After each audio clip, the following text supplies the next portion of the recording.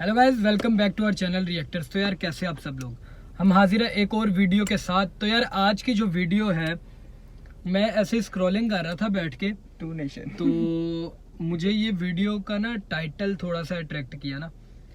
Title और इसका जो थंबनेल वगैरह था ना, वो थोड़ा सा अट्रैक्ट किया। आप भी सुन ले क्या है। Pakistan economic crisis, how India can destroy Pakistan in one move.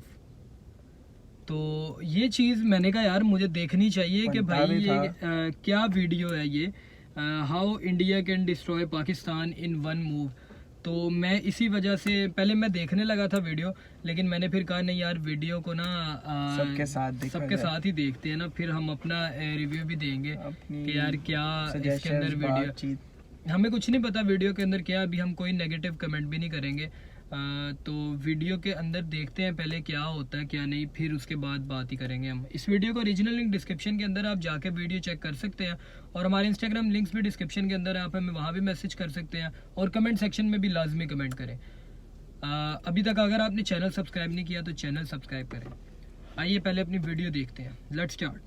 Bharat के पास पाकिस्तान के अगेंस्ट एक सबसे बड़ा हथियार है, एक ऐसा हथियार जो न्यूक्लियर वेपन से भी ज्यादा स्ट्रॉन्ग है, जो एक ही मूव में पाकिस्तान का जीना इम्पॉसिबल कर सकता है। लेकिन आज तक हमने उसे कभी भी यूज नहीं किया। इस हथियार का नाम है वाटर। पाकिस्तान में जाने वाली नदियां भारत से होकर गुजरती हैं और हम पिछले 75 सालों से हमारा पानी पाकिस्तान को देते आए हैं। वो भी 50-50 नहीं, 80% पानी को हम खुशी खुशी अलविदा कहते हैं। Bye bye, tata, good bye, गया। लेकिन क्यों? इंडस वाटर ट्रीटी की वजह से। ये है हमारी नई सीरीज पाकिस्तान एक्सप्लेन, जहां हम पाकिस्तान को समझने की कोशिश करते हैं, उनके प्रॉब्लम्स को एक इंडियन पर्सपेक्टिव से देखते हैं। अगर आपको इस वीडियो से वैल्यू मिलती है तो इसे अपने दोस्तों के साथ शेयर कीजिए, और अगर आप यहाँ पर नए हैं तो चैनल को सब्सक्राइब करना ना भूलिए। चैप्टर 1, क्या है इंडस वाटर ट्रीटी। ठीक एक महीने पहले भारत ने पाकिस्तान को एक नोटिस भेजा, और अब पाकिस्तान के पास बस 90 दिन है रिप्लाई देने के लिए। अगर पाकिस्तान इस नोटिस का ढंग से रिप्लाई नहीं देता तो भारत इंडस वाटर ट्रीटी छोड़ सकता है। ये ट्रीटी इतनी इंपॉर्टेंट क्यों? 1947 में ब्रिटिश ने भारत के 3 टुकड़े किए, mainland Bharat, east Pakistan and west Pakistan. लेकिन यहाँ सिर्फ लैंड का ही नहीं, कई चीजों का बंटवारा हुआ, जैसे military, IAS officers and natural resources like water. ये है सिंधु नदी, जो भारत से होकर पाकिस्तान जाती है और फिर अरेबियन सी में मिलती है। इन नदियों के पानी पर किसका क्लेम था? ब्रिटिश एरिया में बांधे गए कनाल्स, बराजेस, वाटर वर्क्स का क्या? इनसे किसका फायदा होगा? इन सारी चीजों पर जमकर फाइट्स हुई। पार्टीशन के समय पंजाब के मेजर कनाल्स जो ब्रिटिशों ने बनाए थे वो भारत में आ गए। तो इन कनाल से कितना पानी पाकिस्तान में छोड़ा जाएगा, ये डिसाइड करने के लिए पंजाब पार्टीशन कमेटी बनाएगी। लेकिन इससे कोई रिजल्ट सामने नहीं आया। पार्टीशन के बाद भारत पाकिस्तान में टेंशन्स थे, बॉर्डर के दोनों साइड्स पर वायलेंस हो रहा था। We were at war with Pakistan. As a result 1948 में इंडियन पंजाब के इंजीनियर्स ने पानी रोक दिया। उन्होंने एक सही सवाल पूछा कि एक साइड हम पाकिस्तान से वॉर लड़ रहे हैं, वो कश्मीर पर अटैक कर रहे हैं, और हम बड़े संत महात्मा बनकर उन्हें पानी दे रहे हैं, और यहाँ हमारे किसान तड़प रहे हैं। ऐसा क्यों? ये ग्रीन रेवोल्यूशन के पहले की बात है। तब भारत खाने में आत्मनिर्भर नहीं था, फॉरेन एड पर जी रहा था। पानी रुक जाने पर पाकिस्तान में फुल केओस हुआ। पाकिस्तान की सरकार नेगोशिएट करने के लिए आई और एक टेम्पररी अग्रीमेंट साइन हुआ। रिमेंबर कि ये एक टेम्पररी अग्रीमेंट था। वेस्ट पंजाब यानी पाकिस्तान के साइड के पंजाब ने भारत से कुछ समय मांगा था ताकि वो पानी के ऑल्टरनेट सोर्सेज ढूंढ पाए। ये सिलसिला अगले 2 सालों के लिए चलता रहा, और फिर ये ओवर स्मार्ट इंसान बीच में आए। ये है डेविड लिलियनथाल, जिसने कहानी का रुख बदल दिया। उसने एक आर्टिकल लिखा, India and Pakistan another Korea in the making. उसने कहा कि पानी की वजह से इन दोनों देशों में वॉर हो सकती है। वो ये भूल गए कि पानी के बिना भी हमारे 2 देश ऑलरेडी झगड़ रहे थे। डेविड ने कहा कि ये एक पॉलिटिकल इशू नहीं, ये एक टेक्निकल इशू है, और इंजीनियर्स मिलकर इस इशू को सॉल्व कर सकते हैं। इस आर्टिकल को वर्ल्ड बैंक के प्रेसिडेंट ने पढ़ा और वो इम्प्रेस हो गए। उन्होंने कहा कि वर्ल्ड बैंक इस इशू को सुलझाने में हेल्प करेगा। मेरा एक सवाल है, भाई तू कौन है? तू कौन है? तू कौन है? I mean, वर्ल्ड बैंक बीच में क्यों आया? हमने, भारत और पाकिस्तान ने वर्ल्ड बैंक को बीच में आने ही क्यों दिया? ये हमारा आपसी मामला है और हमें ये आपस में ही सुलझाना चाहिए था। लेकिन दोनों देशों की सरकार ने ये प्रूव कर दिया कि हम अपने दम पर डिसीजंस लेने के काबिल है ही नहीं। यहाँ जवाहरलाल नेहरू जी ने एक अच्छी बात की कि उन्होंने वर्ल्ड बैंक को कश्मीर इशू में पढ़ने से रोक दिया। उन्होंने कहा कि ये पंजाब का इशू है और इसका कश्मीर के इशू से कोई लेना देना नहीं। 1960 में इंडस वाटर ट्रीटी साइन हुई, और उसके बाद भारत पाकिस्तान के बीच 4 वॉर्स होने के बावजूद हमने इस ट्रीटी को कभी भी हाथ नहीं लगाया। ऐसा क्या है इस ट्रीटी में? चलिए जानते हैं। चैप्टर 2, ये ट्रीटी करता क्या है? ओके, बेसिकली ये इंडस वाटर ट्रीटी क्या करता है? वो नदियों के पानी को भारत और पाकिस्तान में बांटता है। भारत कितना पानी अपने पास रखता है और कितना पानी उसे पाकिस्तान में छोड़ना होगा, ये इंडस वाटर ट्रीटी डिसाइड करता है। फॉर दिस ट्रीटी नदियां दो टाइप की होती हैं, eastern reverse and western rivers. Eastern reverse पर भारत का 100% कंट्रोल है और वेस्टर्न रिवर्स पर पाकिस्तान का। ट्रीटी में साफ साफ लिखा गया है कि अगर हम वेस्टर्न रिवर्स के पानी का इस्तेमाल हाइड्रो पावर के लिए करते हैं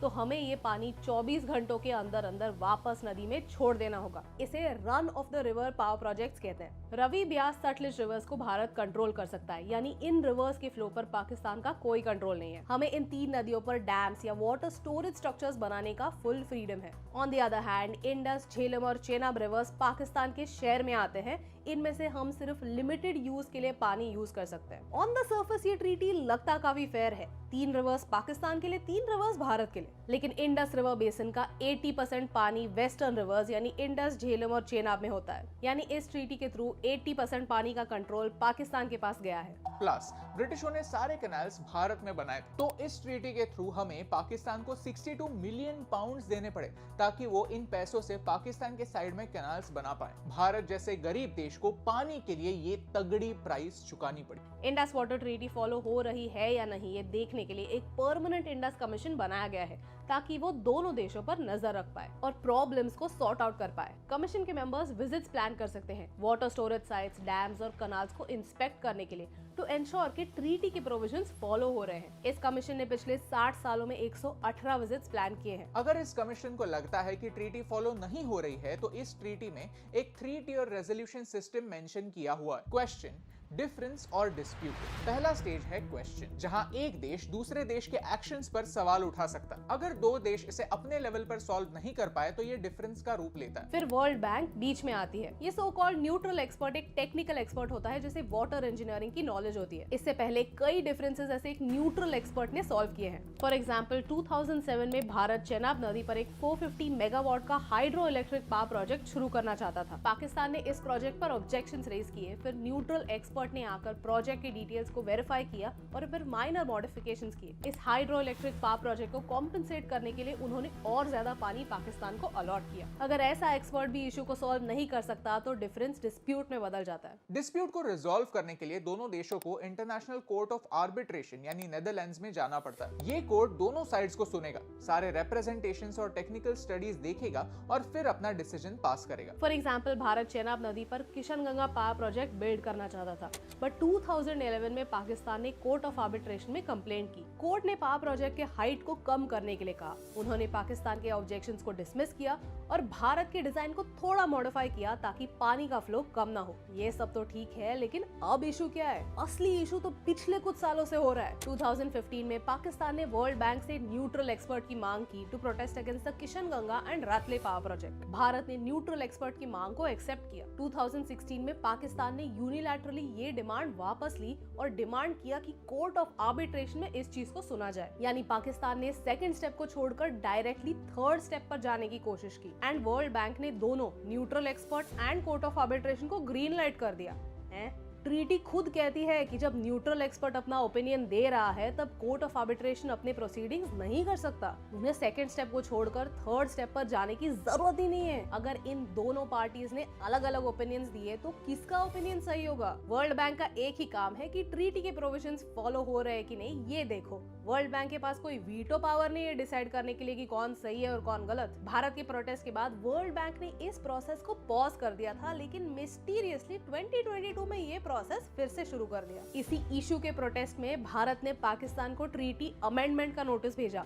उन्होंने कहा कि हमें ये ट्रीटी को चेंज करना है। इस ट्रीटी को इंटरनेशनल मीडिया कोऑपरेशन की मिसाल मानता है, लेकिन सच तो ये है कि कॉम्प्रोमाइज हम करते हैं, इसीलिए ये ट्रीटी आज तक चल रहा है। जब रिवर्स की बात आती है तो आप उसे अपर और लोअर राइपेरियन नेशंस में डिवाइड कर सकते हैं। ब्रह्मपुत्रा के केस में चाइना अपर राइपेरियन नेशन है, भारत मिडिल राइपेरियन नेशन और बांग्लादेश लोअर राइपेरियन नेशन है। अपर राइपेरियन नेशन के पास हमेशा से अपर हैंड रहता है। वो पानी का रुख कम्प्लीटली बदल सकते हैं। वो डैम्स और वाटर स्टोरेज स्टोरेज स्ट्रक्चर्स बनाकर पानी का फ्लो रोक सकते हैं। अब इंडस वाटर ट्रीटी के केस में भारत अपर राइपेरियन नेशन होता है, यानी भारत के पास अपर हैंड है। इसी इक्वेशन में बैलेंस लाने की कोशिश इंडस वाटर ट्रीटी करता है। But the funny part is no other country in the world has an agreement like this with any other country. Pakistan की लीडरशिप अक्सर उनके सारे वाटर की प्रॉब्लम्स इंडस वाटर ट्रीटी पर ब्लेम करती है। इस ट्रीटी के अंडर उन्हें 80% पानी मिल रहा है, फिर भी वो और ज्यादा कंट्रोल की मांग करते हैं। अगर पाकिस्तान में फ्लड्स होते हैं तो वो इंडिया को ब्लेम करते हैं कि हम हमारे रिवर से ज्यादा पानी छोड़ रहे हैं। अगर पाकिस्तान में ड्रॉट्स होते हैं तो वो इंडिया को ब्लेम करता है कि हम पानी को रोक रहे हैं। इस ट्रीटी की वजह से भारत अपने बॉर्डर्स के अंदर अपने लोगों के लिए भी कोई डिसीजंस नहीं ले सकता, क्योंकि हर चीज में पाकिस्तान को एक ऑब्जेक्शन है। चैप्टर 3, भारत का अगला स्टेप। अगर आप इंडस वाटर ट्रीटी के बारे में पढ़ेंगे तो आपको दो टाइप के ओपिनियंस दिखेंगे। एक टाइप कहता है कि हम इंडस वाटर ट्रीटी को नहीं तोड़ सकते, हमारी इंटरनेशनली नाक कट जाएगी। वो कहते हैं कि अगर हमने पाकिस्तान को पानी के टॉपिक पर चोक किया तो कल चाइना भी हमें चोक करेगा। लेकिन वो ये बात भूल जाते हैं कि चाइना तो वैसे भी इंटरनेशनल ऑर्गेनाइजेशंस की बात नहीं सुनता, वो एनीवे मनमानी करता है और उन्होंने हमारे अगेंस्ट एक वाटर वॉर ऑलरेडी छेड़ दी है। इसके बारे में और एक वीडियो आएगा जरूर। दूसरे टाइप के लोग हमेशा यही कहते हैं कि पाकिस्तान ने इस ट्रीटी को फॉर ग्रांटेड लिया है। उन्हें पता है कि एक ऐसा वेपन है जिसे यूज करने से भारत डरता है। Let me tell you one fact, हमें मिलता ही कुछ 20% पानी है, लेकिन अकॉर्डिंग टू पाकिस्तान हमें सिर्फ 13% पानी मिलना चाहिए। भीख की तरह जो हमें 20% पानी मिलता है वो भी हम पूरा यूज नहीं करते। उसमें से भी हम सिर्फ 93% पानी यूज करते हैं ताकि हम ट्रीटी तोड़ने के आस पास भी ना आए। Why is India being so generous? On the other hand, Pakistan China की मदद से अपने साइड पर बराज, कैनाल्स, डैम्स मस्त बना रहा है। सीपीएसी के अंडर इन टाइप के प्रोजेक्ट्स के लिए फंडिंग भी ले रहा है। वो उनके साइड के पॉपुलेशन की पानी की रिक्वायरमेंट पूरी कर रहा है और हम अच्छी इमेज रखने के लिए हमारे लोगों को इग्नोर कर रहे हैं। अब इंटरेस्टिंग बात यह है कि जम्मू और कश्मीर ने भारत को 2003 में ही कहा था कि आप इंडस वाटर ट्रीटी को एक बार फिर देखिए, क्योंकि आज भारत के जम्मू और कश्मीर के लोग इस पानी का इस्तेमाल नहीं कर सकते। अब जाकर भारत ने पाकिस्तान को नोटिस भेजा है। भारत ने जो नोटिस भेजा है वो स्ट्रिक्टली कॉन्फिडेंशियल है, इसकी डिटेल्स पब्लिक में अवेलेबल नहीं है। ये वीडियो बनाते समय पाकिस्तान ने इस नोटिस पर कोई रिस्पॉन्स नहीं भेजा है। अब दो चीजें हो सकती हैं, एक कि पाकिस्तान इस नोटिस पर रिस्पॉन्ड करेगा एंड दूसरा कि पाकिस्तान इस नोटिस पर रिस्पॉन्ड नहीं करेगा। अगर पाकिस्तान कोई रिस्पॉन्स नहीं भेजता तो Bharat Indus water treaty exit कर पाएगा। ये हमारे फार्मर्स के लिए एक बड़ी जीत होगी, क्योंकि फिर हम जो 80% पानी जाने दे रहे हैं उसे यूज कर पाएंगे। Chapter 4, conclusion. You know the interesting part, जब हम इंडस वाटर ट्रीटी के बारे में रिसर्च कर रहे थे, पेपर्स पढ़ रहे थे, तो हमें सारे रिसर्च पेपर्स सिर्फ पाकिस्तानी प्रोफेसर्स ने लिखे हुए मिले, जो कहानी को सिर्फ उनके साइड से दिखाते हैं। वो अभी भी कहते हैं कि आयूब खान को ब्लैकमेल करके ये ट्रीटी साइन करवाई गई थी। 80% पानी मिलने के बाद भी पाकिस्तान खुश नहीं है। वो उनका पॉइंट ऑफ व्यू दुनिया के सामने रखते हैं जिससे उनके देश का भला हो और उन्हें फायदा मिले। और जियोपॉलिटिक्स ऐसे ही होता है। Geopolitics is a game of perception. यहाँ कोई सही गलत नहीं होता, बस गेम होता है और गेम के प्लेयर्स होते हैं। हर प्लेयर को बस अपने इंटरेस्ट की सोचनी होती है। लेकिन हमारे देश के प्रोफेसर्स, इंटेलेक्चुअल्स, लीडर्स, एक्सपर्ट्स क्यों भारत का पर्सपेक्टिव दुनिया के साथ शेयर नहीं करते? क्यों हम हमारे प्रॉब्लम्स और चैलेंजेस दुनिया के सामने नहीं रखते ताकि इंडस वाटर ट्रीटी के बारे में एक लॉजिकल डिबेट हो? दुनिया आज IWT को ग्लोबल कोऑपरेशन की एक मिसाल मानता है। क्या इसलिए क्योंकि भारत ने पाकिस्तान के साथ हंसते हंसते कोऑपरेट किया? घंटा भारत ने पाकिस्तान को खुशी खुशी अपना पानी दे दिया, ये सोचकर कि this is the price for piece. But is that true? क्या IWT ने किसी वॉर को रोकने में कोई मदद की? क्या पाकिस्तानी मिलिट्री ने ये याद रखा कि अगर वो भारत पर अटैक करते हैं तो हम उनका पानी रोक सकते हैं और उनकी आम जनता को एक क्राइसिस में डाल सकते हैं? Absolutely not. They took us for granted. They took the future of their people for granted. और ये भारत की स्ट्रेंथ नहीं, ये भारत की वीकनेस। पानी को हम जीवन कहते हैं। पानी दुनिया में सबसे वैल्यूएबल रिसोर्स है और सिचुएशन यही है कि पंजाब का ग्राउंड वाटर खत्म हो रहा है। आने वाले 20 सालों में पंजाब एक डेजर्ट होगा और तब हमें किसी भी तरह से नदियों के पानी की जरूरत होगी। तब हम क्या करेंगे? एक झटके से इंडस वाटर ट्रीटी तोड़ देंगे या पाकिस्तान के साथ वॉर लड़ेंगे? इंपॉर्टेंट बात यह है कि हम आज ही से नेगोशिएशन स्टार्ट करें ताकि 20 साल बाद होने वाले वायलेंस को हम टाल सकें, एक रैशनल कंक्लूजन तक बिना वॉर पहुंच सके। अगर आपको इस वीडियो से वैल्यू मिली, कुछ नया सीखने मिला, तो इसे अपने दोस्तों के साथ शेयर कीजिए, क्योंकि इस खेल में भारत को अपना पॉइंट ऑफ व्यू दुनिया के सामने रखने की जरूरत है। ये मुद्दे समझने की जरूरत है और ये सोचने की जरूरत है कि हमारी भलाई किसमें, और यही इंपॉर्टेंट बात आप तक पहुंचाने से मुझे फर्क पड़ता है। हे दोस्तों, thank you so much for watching this video till the end. अगर आप यहाँ पर नए हैं तो प्लीज सब्सक्राइब करना ना भूलिए। अगर आपने पाकिस्तान एक्सप्लेन्ड सीरीज के पहले वीडियोस मिस कर दिए हैं तो वो आप यहाँ पर देख सकते हैं। क्या पानी की वजह से वर्ल्ड वॉर 3 हो सकती है? हमने ये इस वीडियो में एक्सप्लेन किया। Thank you so much for watching, क्योंकि आपके सपोर्ट से हमें फर्क पड़ता है। अच्छा यार, मैंने 15 मिनट वीडियो को सिर्फ सुना है। मैंने कोई बात नहीं की, कोई कंप्लेन नहीं की, कोई नेगेटिव बात नहीं की। अब देखें, लास्ट पे इन्होंने बात की कि इंडस वाटर ट्रीटी, जिसको पाकिस्तान के अंदर हम बुक्स के अंदर सिंतास मुआहिदा पढ़ते हैं, वो उसके आर्टिकल्स लिखे हुए हैं पाकिस्तान के जर्नलिस्ट ने, मुसलमानों ने, इन लोगों ने, और वो सिर्फ एक साइड का पहलू डिस्कस करते हैं, यानी सिर्फ पाकिस्तान का पहलू डिस्कस कर रहे हैं। तो यार, आपने जो वीडियो बनाई है तो आप भी सिर्फ इंडिया का ही पहलू डिस्कस कर रहे हैं। आप ये कह रहे हैं कि 80% पानी जो है वो इंडिया का, वो पाकिस्तान को जा रहा है। तो ऐसा नहीं है। तो फिर इंडिया इतना बड़ा 20% यूज कर रहा है। 80% पानी पाकिस्तान को आ रहा होता तो पाकिस्तान के जो दरिया सूखे पड़े हुए हैं वो तो ओवरफ्लो हुए होते हैं। सूखा पड़ा है, सिवाय एक रिवर के, वो भी कम होता जा रहा है। और उसमें भी पानी की जो कसीर तादाद है वो आ रही है हमारे पहाड़ी इलाकों से। तो ये बात करना कि 80% इंडिया का पानी पाकिस्तान इस्तेमाल करी जा रहा है, तो मेरे जहन में, समझ में ये बात नहीं आती।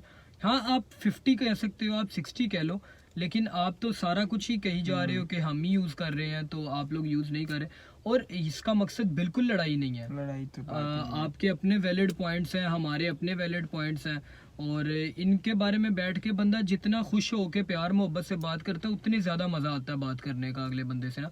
लेकिन जो लड़ना शुरू कर दे आगे से और इस तरह की चीज़ें शुरू कर दे, बहस शुरू कर दे, तो वो फिर मज़ा ही नहीं आता यार बात करने का। वैलिड पॉइंट पे एक तरीके से। लेकिन बहरहाल ऐसे बहुत सारे पॉइंट्स हैं जिन पे पाकिस्तान भी गलत है। हमें भी वही इंफॉर्मेशन पढ़ाई जाती है, पाक स्टडीज़ वही पढ़ाई जाती है जो पाकिस्तान के हक में होती है, और आप लोगों को भी वही चीज़, इंडियन स्टडीज़ या जो भी आपका नाम है, आप लोगों को भी वही चीज़ पढ़ाई जाती है जो आप लोगों के हक में होती है। तो हमें खिलाफ इन्हीं सिस्टम ने किया हुआ है, इन्हीं पॉलिटिशियंस ने किया हुआ है, और इन्हीं मसलों ने किया हुआ है, वरना और तो कोई खिलाफ है ही नहीं है।